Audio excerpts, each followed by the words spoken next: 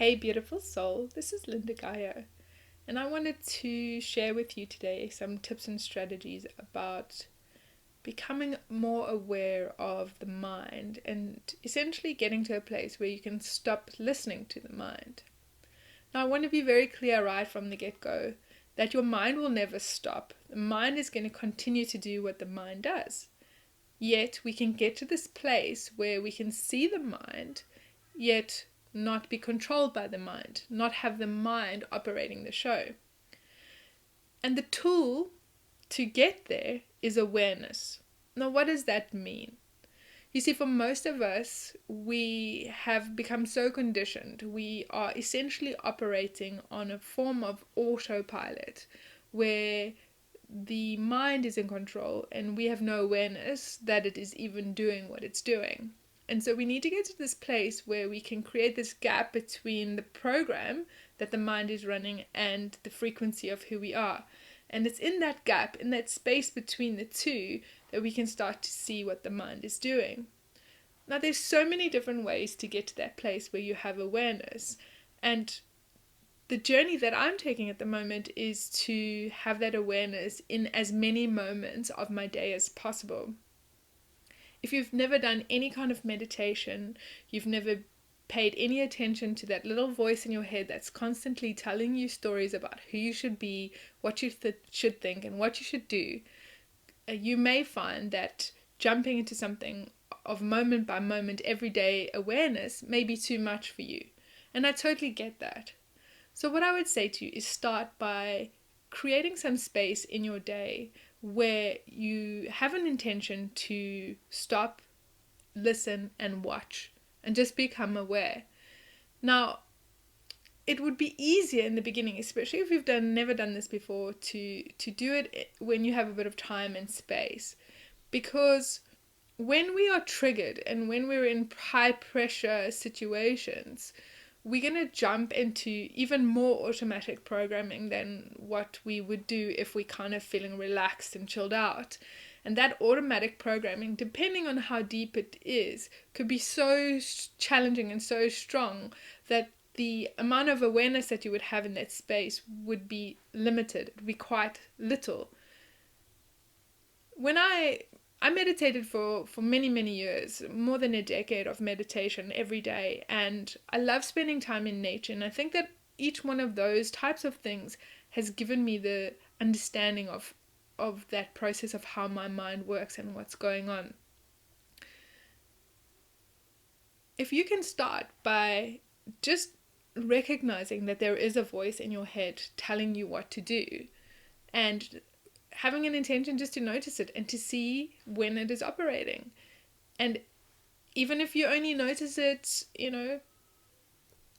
a couple of seconds a day, that's the starting point, because awareness is awareness. It starts small and it gradually increases.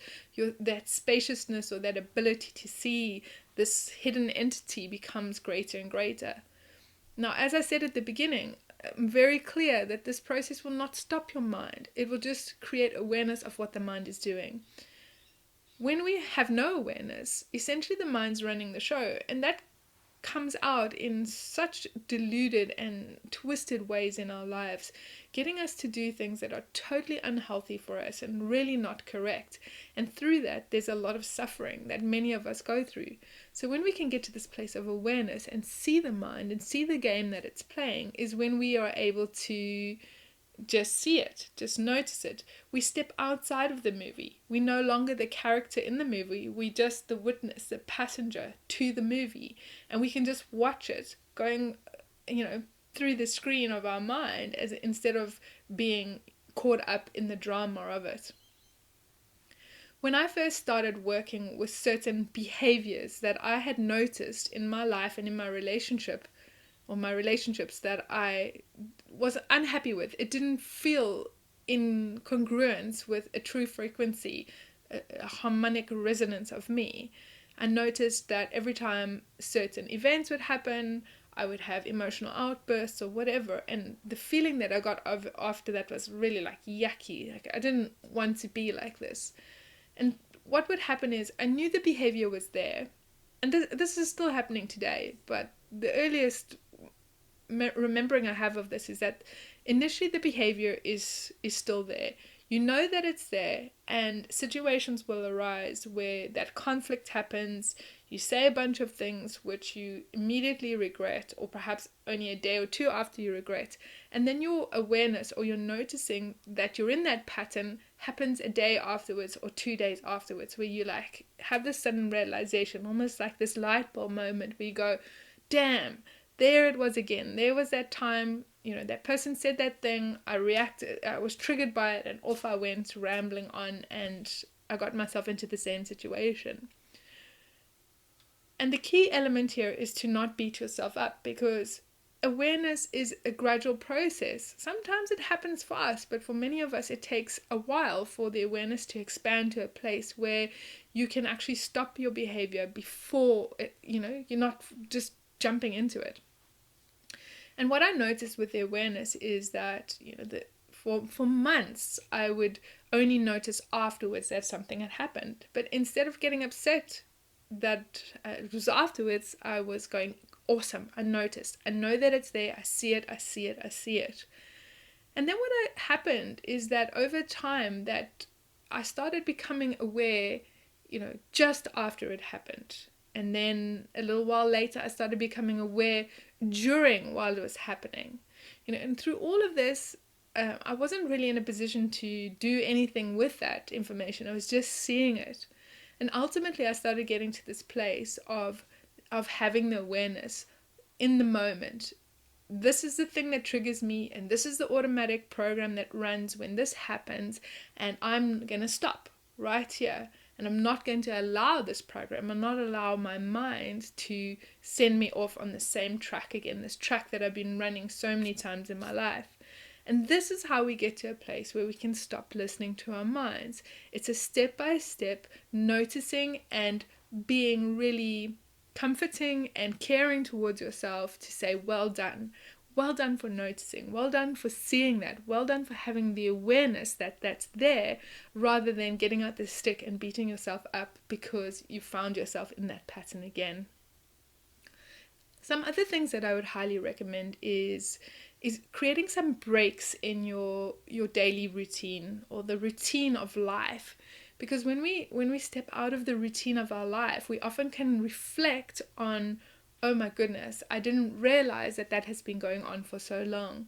And those breaks don't necessarily mean you have to go off on a holiday to do that, but find ways to create gaps in your day and in your weeks and in your months where you go and do something that is really outside of what you would normally do, and something that's potentially very nurturing and caring and energetically supportive for you.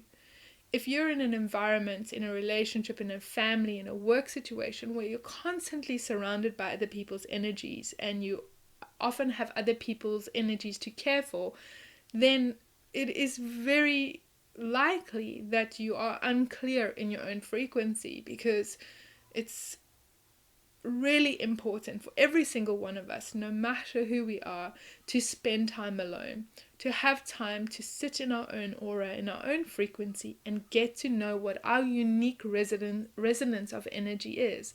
What is your divine frequency like? And when you can kind of homing beacon into your own energy, then you're able to know when you're out of it. And this is a way for us to also increase and develop awareness of how the mind is working. Because when we're in our regular routine, kind of just moving on and doing these day-to-day things, it can be extremely challenging for us to see anything, because we're just putting one foot in front of the other and just doing the things that we've done for years and years and years. The other thing that I would recommend is to, if you've never meditated, is to consider taking some time to do some form of meditation, because there are so many amazing meditations out there that really help to expand your awareness, increase your ability to see the mind and step outside of the mind. Now, from a human design perspective, depending on whether you have a definition or not in the head and the ajna center, will depend on the experience of meditation for you. if you have defined centers up there, the chances of you having a completely blank and clear slate, like a lot of meditations set the expectations that you should have, it's never going to be that for you, because you have a defined and consistent way of your mind and your processing mechanism, your ajna, your conceptualizing center working. And so it's going to always be on, it's always going to be operating.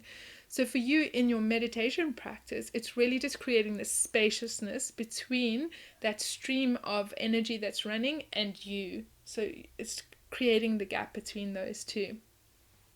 Another thing that I could recommend is for you to learn to use your breath. So if you find yourself in a space where you're being triggered or something's coming and you're noticing that something's riling you up, try to take a moment, a break, and breathe. Even if you take 3 really deep, generous, to the core of your belly breaths, it could be just enough energy to help you to see the mind in that moment, in that particular situation.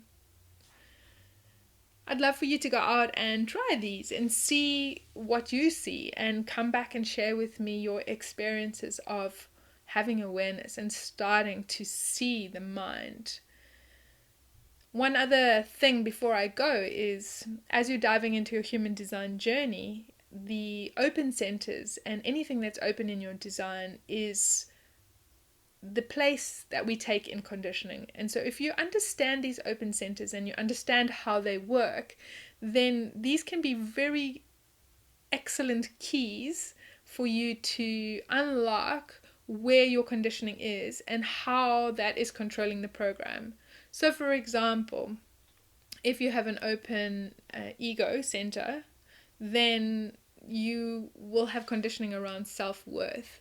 And if self-worth is a big issue for you and it's something that comes up a lot, knowing how that open center works can really help you to see, hang on a second, this particular situation is just a triggering of a pattern of information based on my open center, which, there's something in there at some points in my life where I've come to the conclusion that I'm not worthy or I'm not good enough, and therefore I have this automated program that is running, and right now my mind is telling me X, Y, and Z about this thing that I've just done. Probably that you weren't good enough, or you're not good enough, or you could never step onto that stage and speak in front of those people because who are you? You're not qualified enough, you haven't studied enough, X, Y, and Z, blah, blah, blah, blah, blah. So the open centers are really key information places for us to understand the conditioning, to understand the programming that might be running, the programming that our mind is using to control us. The most fundamental of everything that I've shared with you today, though, is awareness. Awareness is the key. So whatever practice you already have or have discovered along the way to create that awareness, to create that space between your energy and the mind, is what's going to help you to stop listening to the mind.